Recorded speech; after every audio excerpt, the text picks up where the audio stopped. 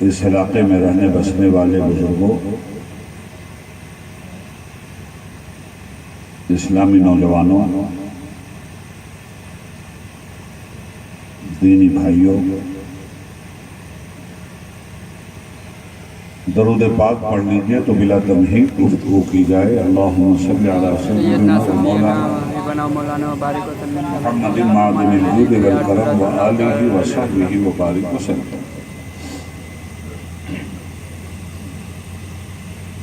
حضرات گرامی، آج کا یہ پروگرام ایک بزرگ شخصیت کی ذات سے بنام عرس منسوب ہے۔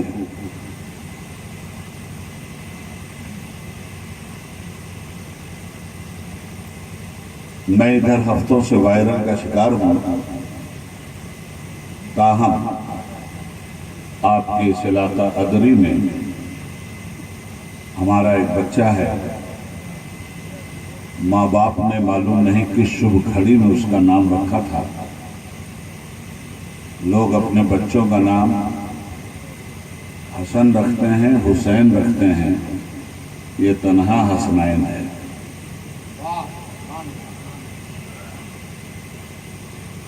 اس بچے کی دینی فکر، ولولہ، حوصلہ، جذبہ جس نے مجھے مجبور کیا کہ میں تھوڑی دیر اس طبیعت کی خرابی کے باوجود آپ کی خدمت کا حق ادا کروں۔ جو کچھ بھی مجھ سے بن سکے گا بلا کم اوقات اپنے ان بزرگوں کی موجودگی میں، جن کی قدر کرنا ہمارا اور آپ کا مشترکہ فرض ہے، بات کر کے رخصتی چاہوں گا۔ چونکہ عرس کا یہ پروگرام ہے، 2 تقریریں ہو چکی ہیں، تفصیل سے بہت ساری باتیں آپ نے سماعت کر لی ہیں۔ عرس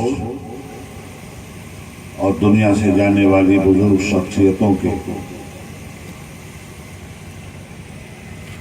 حالات پر مبنی ایک ایسی مقدس تقریب کا نام ہے جس میں ان شخصیات پر روشنی ڈالی جاتی ہے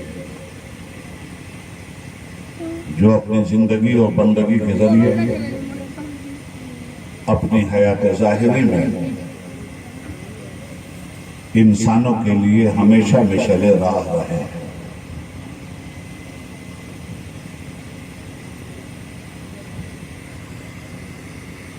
دنیا سے ہر جانے والے آدمی کا عرس نہیں ہوتا، کچھ منتخب شخصیتیں ہوتی ہیں جو اس زمین کے اوپر اور آسمان کے نیچے قرآن کریم کی اس آیت کریمہ کی روشنی میں سفر کرتی ہیں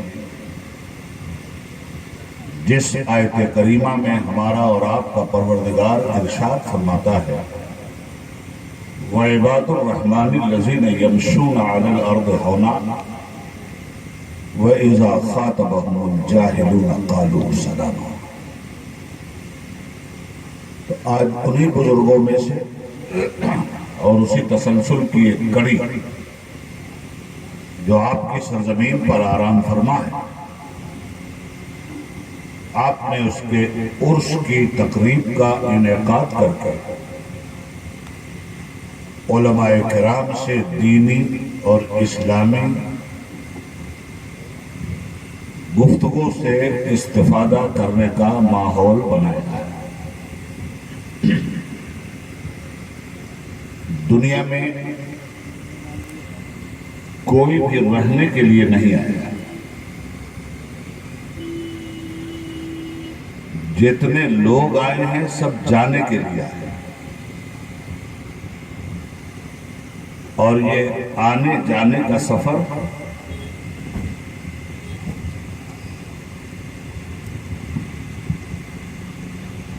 روز اول سے شروع ہوا اور روز آخر تک جاری رہے.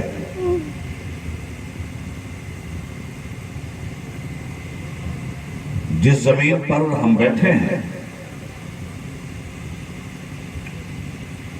اس پر آنے سے پہلے بھی ہم کہیں تھے.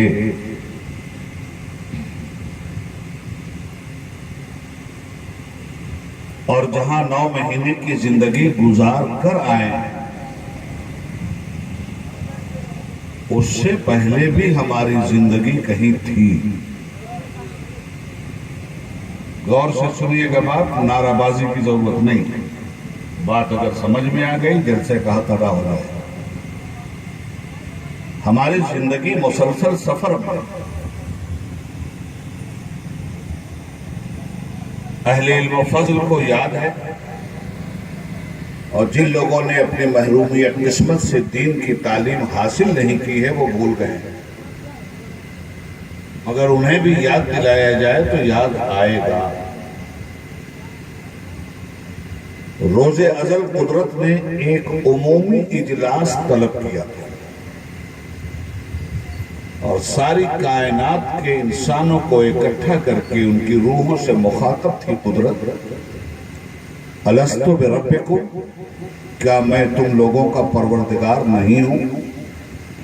ہم سب جتنے بیٹھے ہیں، ہم نے، جو مر گئے انہوں نے، جو پیدا ہونے والے ہیں وہ، جو نسل انسانی قیامت تک ادوار میں منتقل ہوتی رہے گی، ہم سب لوگوں نے بیک زبان کہا تھا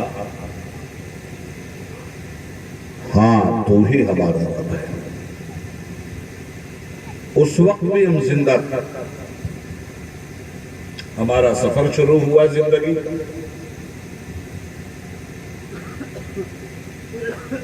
ہم باپ کی پشت میں منتقل ہوئے، انتقال کر گئے.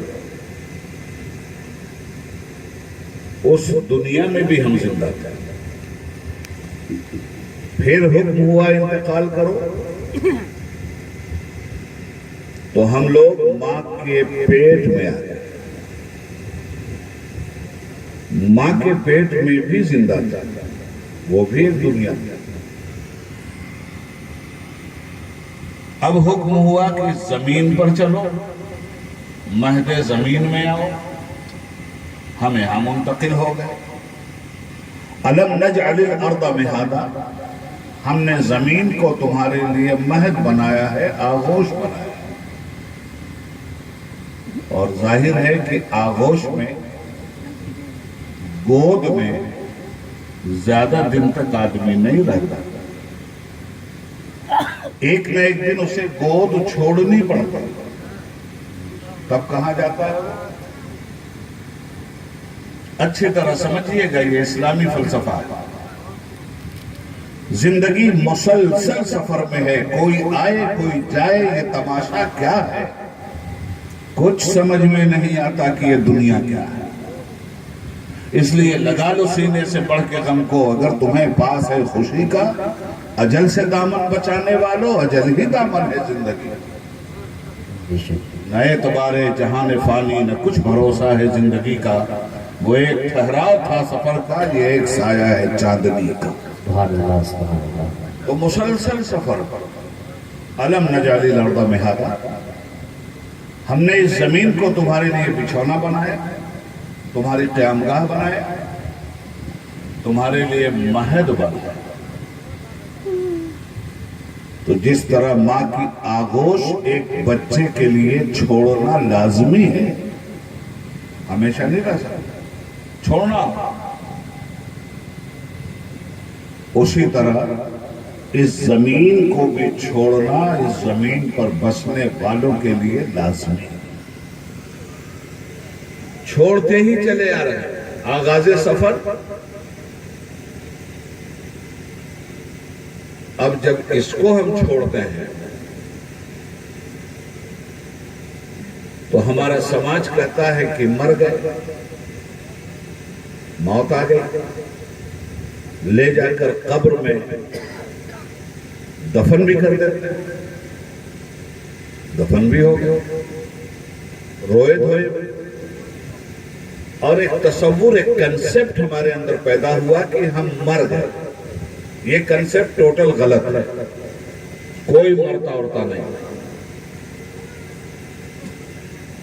کل نفس ذائقۃ الموت، ہر نفس کو موت کا مزہ چکھنا. مزہ چکھنے کا مطلب مرنا نہیں ہے، زندگی کا بالکلیہ خاتمہ نہیں ہے، بلکہ ایک جہان سے دوسرے جہان میں منتقل ہو جانا ہے، انتقال کر جانا ہے. یہ انتقال ہے، مگر یہ انتقال موت کے پل پر چڑھ کر ہوتا. رات ہم بستی میں تھے، وہاں سے انتقال کر کے خالص پور ادری میں آ گئے. تھوڑی دیر قیام رہے گا، ہم پھر انتقال کر جائیں گے. جمال خان صاحب کے ساتھ کھوسی چلے گئے. رات کا کچھ حصہ اور کل دن کا کچھ حصہ ہمارے قیام کا ہوگا، ہم پھر انتقال کریں گے. ہم خلیل آباد چلے جائیں. مثلا مسلسل میں تو محرم کی پہلی تاریخ سے آج کی تاریخ تک سینکڑوں بار انتقال کرتا رہا، اور ملک کے اور بیرون ملک کے مختلف گوشوں میں انتقال کرتا رہا. تو یہ منتقل ہونے کا مطلب موت نہیں ہے. یہ تو موت کا مزہ آپ نے چکھا ہے اور آپ منتقل ہو گئے. اب منتقل ہوئے تو کہاں گئے؟ یہاں تو کہہ دیا کہ مر گئے. یہی نہ کہتے ہیں؟ جنازہ اٹھایا، لے جا کے دفن کر دیا، روز ہو رہے ہیں، تیجا 40واں ہو رہا ہے. کیا ہو گیا؟ مر گئے. ارے کدھر مر گئے؟ یہ وہی مرنے والے تو ہیں جن کو آپ نے قبر میں ڈالا، اور 40 قدم بھی آپ نہیں چلے تھے کہ یہ قبر میں اٹھ کے پھر تیار ہے. یہ سوال جو ہو رہا ہے من ربک کا، یہ زندہ سے ہو رہا ہے یا مردہ سے ہو رہا ہے؟ یہ سوال جو ہو رہا ہے ماں دینوں کا، یہ مردہ سے ہو رہا ہے کہ زندہ سے ہو رہا ہے؟ یہ رسول پاک کو پہچاننے کے لیے جو کہا جا رہا ہے، یہ مردہ سے کہا جا رہا ہے یا زندہ سے کہا جا رہا ہے؟ اجی اتنی بات تو بہت آسانی سے سمجھ لینی چاہیے کہ ہمیں حکم ہے کہ جب قبرستان میں جاؤ تو کہو السلام علیکہ یا اہل القبور، اے قبروں میں رہنے والوں تم پر سلامتی ہو. میں پوچھنا چاہتا ہوں زندہ کو سلام کیا جاتا ہے یا مردہ کو سلام کیا جاتا ہے؟ ایک بڑی صاف ستھری تھیوری ہے میرے دوست. موت کا مزہ چکھا، چلے گئے، قبر میں پہنچے، منکر نکیر کا جلال برسنے لگا. آ کے انہوں نے اٹھا دیا. اسی ہوش کے ساتھ اٹھے آیا، اسی جسم کے ساتھ اٹھے آیا، اسی علم و عقل کے ساتھ اٹھے آیا، اسی دانش و بینش کے ساتھ اٹھے آیا، اسی فزیکل پوائنٹ آف ویو کے ساتھ اٹھے آیا. سوال ہوا، آپ پاس بھی ہوئے، آپ ناکام بھی ہوئے. پاس ہونے والوں کا معاملہ، جہاں منکر نکیر کا جلال برستا ہے وہیں محمد رسول اللہ کا جمال بھی برستا ہے صلی اللہ علیہ وآلہ وسلم. تو یہ قبر میں گئے. اب کہاں گئے؟ ادھر کون سی دنیا ہے؟ باپ کی پیٹھ میں ایک دنیا تھی، ماں کا پیٹ بھی ایک دنیا، اور ماں کے پیٹ میں رہنے والا بچہ بھی یہی سمجھ رہا تھا کہ اس سے بڑا جہان نہیں. اس دنیا میں آیا تو اب سمجھتا ہے اس سے بڑا جہان نہیں. اس کے بعد کہاں گیا؟ وَمِن وَرَائِهِمْ بَرْزَخٌ، ہر مرنے والے کے آگے برزخ ہے. ایک ایسی دنیا جو پردے میں ہے، جو چھپی ہوئی. اب یہ انسان اس دنیا میں منتقل ہوا جسے مذہب کی اصطلاح میں برزخ ہے. کب تک رہے گا؟ اِلیٰ یوم یبعثون، اس دن تک یہ برزخ میں رہے گا جب تک اسے دوبارہ اٹھایا نہیں جائے گا. اٹھایا کیسے جائے گا؟ کب اٹھایا جائے گا؟ ان یوم الفصل کان میقاتا، ہم نے اس کے لیے ایک فیصلے کا دن مقرر کیا، اسی فیصلے کے دن کا نام قیامت ہے۔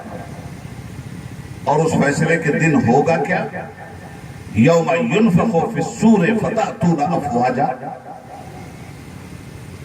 فرشتہ سور پھونک دے گا اور تم فوج در فوج، گروہ در گروہ چلتے ہوئے ہماری بارگاہ عدالت میں کھڑے ہو جاؤ۔ یہ قرآنی فلسفہ ہے، یاد رکھنا۔ موت اور زیست کے حوالے سے ایک مسلمان ہونے کی حیثیت سے ان باتوں کا جاننا ہمارے لیے از بس لازم۔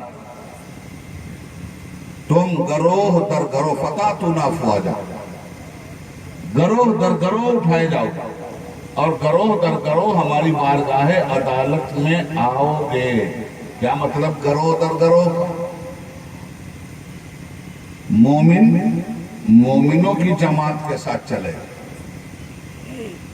کافر کافروں کی جماعت کے ساتھ چلے، منافق منافقوں کی جماعت کے ساتھ چلے، چغل خوروں کی الگ جماعت ہو، جھوٹوں کی الگ جماعت ہو، زناکاروں کی الگ جماعت ہو، ظالموں کی الگ جماعت ہو، فسادیوں کی الگ جماعت ہو، قاتلوں کی الگ جماعت ہو۔ آخر یہ کس کے بارے میں کہا جا رہا ہے؟ تم چلے آؤ گے، گروہ در گروہ چلے آؤ گے، دوڑتے ہوئے چلے آؤ گے، پروانہ وار چلے آؤ گے۔ کس کے لیے کہا جا رہا ہے؟ مردہ کے لیے؟ یہ چلے آنا یہ مردہ ہونے کی علامت نہیں، زندہ ہونے کی علامت۔ گروہ در گروہ دوڑو گے، یہ مردہ ہونے کی علامت نہیں ہے، زندہ ہونے کی علامت ہے۔ ہم رکھیں گے تمہیں برزخ کی دنیا میں، اور برزخ کی دنیا کے بعد ہماری بارگاہ عدالت میں تمہیں کھڑا کیا جائے گا۔ جب تم ہماری بارگاہ عدالت میں کھڑے ہوگے تو یہ زمین نہیں ہوگی، یہ آسمان بھی نہیں۔ غور سے سننا بات، یہ کام کی بات ہے، ہوا ہوائی نہیں، چیخ پکار نہیں، نعرے بازی نہیں۔ نہایت سنجیدگی کے ساتھ دین کی یہ وہ حیات آفری باتیں سنیے جن کا تعلق آپ کے ماضی سے بھی ہے، آپ کے حال سے بھی ہے، آپ کے مستقبل سے بھی ہے۔ آج آپ ان کا عرس منا رہے ہیں، کل خدا جانے آپ کی کوئی برسی منائے نہ منائے۔ تو ان حالات پہ ذرا غور کر لیجئے کہ عرس منانے کی پوزیشن کیسے آئی اور ہمیں زمانہ بھول کیسے جاتا ہے، ان کی یاد کیسے بنا رہا ہے۔ یاد رکھیے گا کہ جب زندگی اس طرح انتقالی سفر میں منتقل ہوتی جا رہی ہے تو زندگی جس دور میں بھی اپنا قدم رکھتی ہو اس دور میں زندگی کو آسائش چاہیے یا نہیں چاہیے؟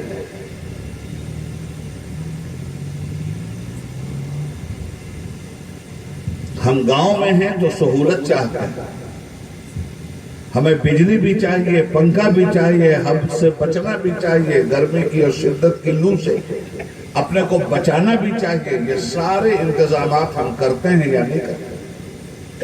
ہم جہاں بھی رہتے ہیں اس جگہ کے حالات کے مطابق اپنے کو ہلاکتوں سے بچانے کا سامان کرتے ہیں اور اپنی آسائش کا حسین تصورات خواب بنتے رہتے ہیں۔ تو جس دنیا میں جائیں گے اس دنیا میں مکان کی ضرورت ہے، جس جہان میں جائیں گے اس جہان میں ایئر کنڈیشن کی ضرورت ہے، جس جہان میں جائیں گے اس جہان میں پھل پھول کی ضرورت ہے، جس جہان میں جائیں گے اس جہان میں چمنستان کی ضرورت ہے۔ اس لیے کہ فطرت انسانی نار نہیں قبول کرتی، نور قبول کرتی۔ فطرت انسانی جہالت نہیں قبول کرتی، علم قبول کرتی۔ فطرت انسانی افسانہ نہیں قبول کرتی، حقیقت قبول کرتی۔ فطرت انسانی بغاوت نہیں، عبادت قبول کرتی۔ فطرت انسانی گھمنڈ نہیں، انکسار قبول کرتی۔ فطرت انسانی ہلاکت سے بچنے کی پرہیزگاری کے آخری اور انتہائی مقام تک پہنچنا چاہتے ہیں۔